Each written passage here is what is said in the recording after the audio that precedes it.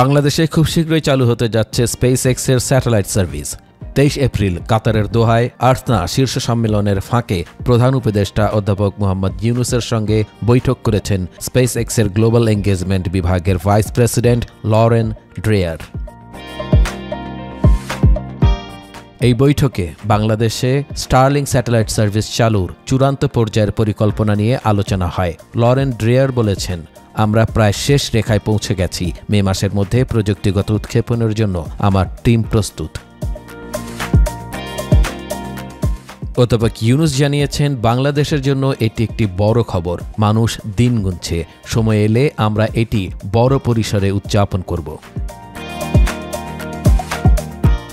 Elon মাস্কের আরও একটি প্রতিষ্ঠান পেপ্যালও বাংলাদেশে স্পেসএক্সের কার্যক্রমে ডিজিটাল লেনদেনে সহযোগিতা করতে পারে। লরেন ড্রেয়ার বলেছেন, এটি আমাদের অংশগ্রহণ করা অন্যতম সুসংগঠিত ও কার্যকরী উদ্যোগ। বৈঠকে পররাষ্ট্র উপদেষ্টা মোহাম্মদ তৌহিদ হোসেন, জাতীয় নিরাপত্তা উপদেষ্টা ডক্টর খলিলুর রহমান এবং এসডিজি বিষয়ক মুখ্য সমন্বয়ক লামিয়া মুর্শেদ উপস্থিত ছিলেন।